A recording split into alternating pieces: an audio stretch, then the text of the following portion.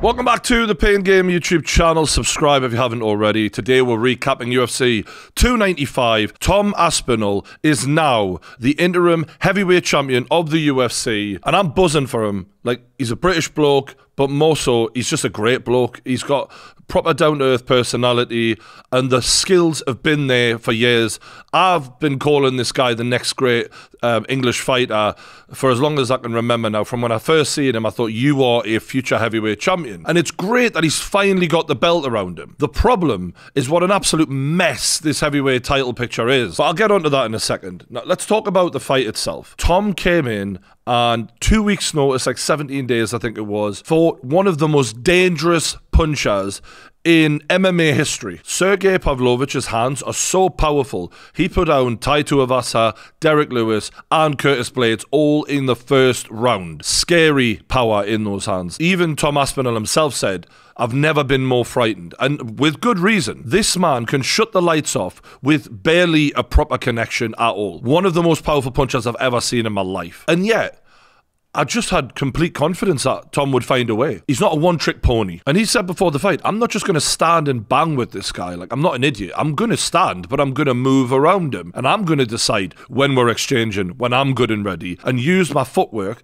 to stay out of range. Now, he still got clipped. And there was one moment when that chin was checked, and you seen a few more punches. I mean, it doesn't take much from Pavlovich, and you're in serious fucking shit. So for Tom, you know, to handle the power, it's a great sign that he's definitely got a chin, but you don't want to do more of that. He backed out, got back on his bike, used the leg kicks, got Pavlovich guessing, and then when he did connect, it was over in a flash. And a flash is the right word. The guy could be nicknamed the Flash because he is the fastest heavyweight that I've ever seen. And in a division which is so reliant on power and not so much technique, and speed often isn't even a factor with a lot of these heavyweights. You know, there's Cyril Gane and one or two others, but the heavyweight division is about power. But Tom Aspinall brings such a complete set of skills. He's so well-rounded. And I've got to give credit to his dad and the team at Cowbon, the gym in England, for growing his game like that. They've built him from the ground up. Good footwork, good takedowns, good Brazilian Jiu-Jitsu, all of that, as well as his stand-up. It's all there. He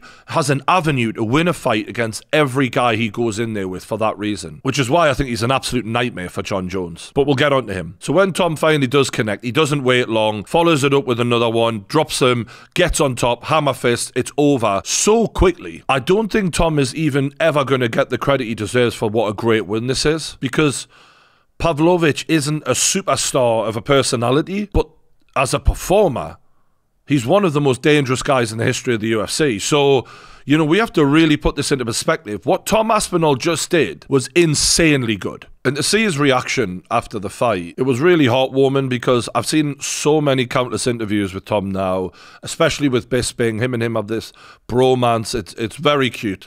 And I loved seeing Bisping give him that hug at the end and look like a proud big brother. And for a British MMA, like, Bisping is a real key component in this, in my opinion. Like, he paved the way for us to now have a Tom Aspinall. Not that Tom wouldn't have came regardless. He probably would have done, but Bisping kicked a lot of doors down for UK MMA, and he deserves a shout for what he's done. And Leon to an extent, but Bisping, he is the real trailblazer. So to see them have this moment, it was fantastic. So now we've got Tom Aspinall, interim heavyweight champion, but let's be real, he looks like the best heavyweight in the world. We all say it. Even Francis Ngannou didn't look this good, in my opinion. And you know I'm a huge fan of Ngannou. I think Tom has a better all-round game than Ngannou. However, Ngannou's power is the great equalizer, and maybe he could win that fight.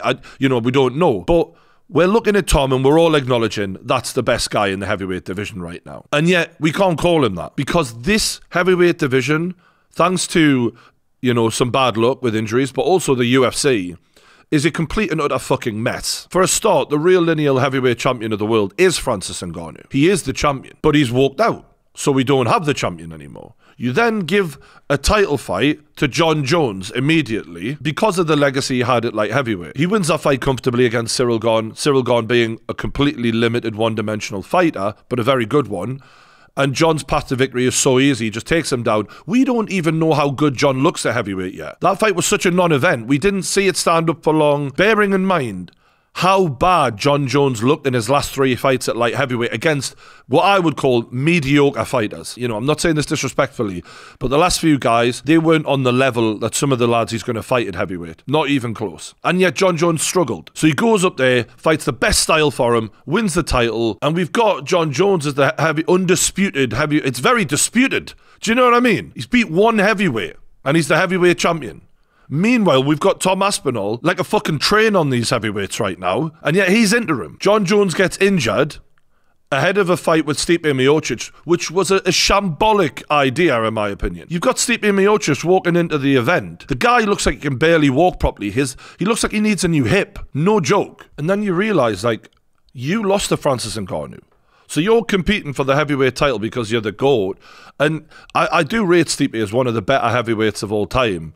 I wouldn't personally say he's the GOAT, but he's got technically more title defenses, so therefore you can make that argument. But what is the heavyweight title supposed to be about? It's not about what's happened in the past. It's about who's the best guy right now. We're not here to hand out, like, little exhibition matches just because Jon Jones and Stipe Miocic want to have a retirement fight together because neither of them feel confident that they can actually take on a fucking Tom Aspinall. What the fuck are we doing here? This isn't the WWE where you do a Legends match and watch them roll off into the sunset and pretend like they're the heavyweight champion right now just because it fits the narrative. This has got to be a serious sport, man. Just so I've got this straight, you've got Stipe Miocic, who by the time, if he does fight Jon Jones, he'll have fought, what, once in 3.5 years, and that was a defeat to the real champion, Francis Ngannou. You've got Jon Jones, who's had 1 fight at heavyweight with a one-dimensional fighter in Cyril Gane. The previous fights before that will be, what, 4 years beforehand? So between the two of them, they'll have had 1 fight each in 3 to 4 fucking years by the time this fight takes place. And Jon Jones's fights at light heavyweight were the last few were absolutely trash. So there's nothing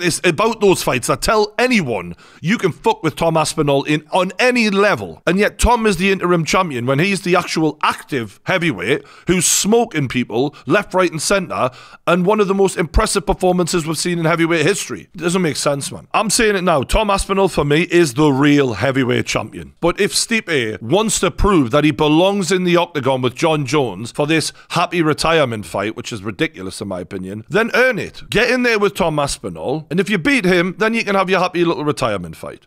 But we all know that ain't happening. And I feel like this is a way to keep Jon Jones away from actually being tested at heavyweight. I don't like this cherry picking shit. You all know that. That's why I've got a problem with Fury and all of that, right? If you want to call yourself the best, you have to beat the best guys around. And for Jon Jones to move up to heavyweight, fight the easiest possible matchup for him in Cyril Gane, 0 takedown defense, then fight a broken down, beaten up Stipe, who's a shadow of what he was, and walk off into the sunset saying, champ, champ, I got 2 belts. If you want legacy, that ain't it, mate. If you go in there and dismantle Tom Aspinall with all the skills that we've seen Jon Jones use in the past at light heavyweight, where he had a size advantage on every motherfucker there, if you go and do that to Tom Aspinall, you are the GOAT. Not just the GOAT at light heavyweight, you're the heavyweight GOAT then. Because then you're building something, then you're really proving it. But Jon doesn't seem like he wants to do that. The same way he didn't seem like he wanted to fight Francis Ngannou when he was putting weight on. This is an absolute mess in my opinion, and it's a shame that that title fight last night wasn't just for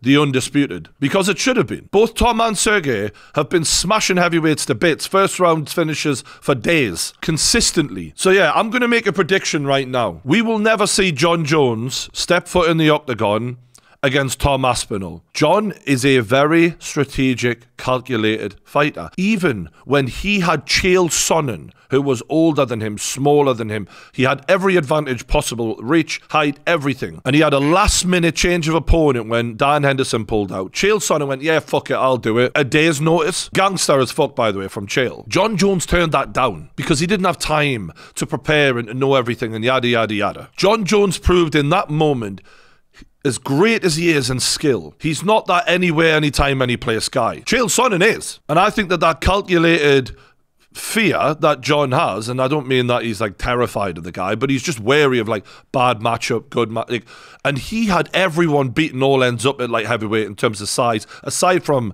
Gustafsson, who gave him one of his most competitive fights, ironically. Make no mistake about it, there's an asterisk over Jon Jones' entire career. He had the height, the reach, the size advantage on 99% of his opponents. Let's see how good he is in there with a well-rounded young lad like Tom Aspinall, who's faster than him, who in my opinion hits way harder than him, and also has strong wrestling. I'm convinced that Tom Aspinall doesn't just beat Jon Jones, but he knocks him clean out in the first round. And there's some people who'll just never believe Jon Jones can lose a fight until he does. But Tom Aspinall's a whole different beast, and he will smash him to bits. So hopefully Dana White and the UFC can sort this mess out and get themselves a definitive champion as quickly as humanly possible, because this is a shambles, this, and it's holding up the legacy of Tom Aspinall. Every title defense from now on will not be technically registered as a proper undisputed title defense. So the records that he could be racking up won't be acknowledged. It's ridiculous. The guy wants legacy. Give him it. So that's all I've got to say for today. Big congrats to Tom Aspinall, the king of the heavyweight division. Like the video, subscribe. Thanks for watching. I'll see you on the next one.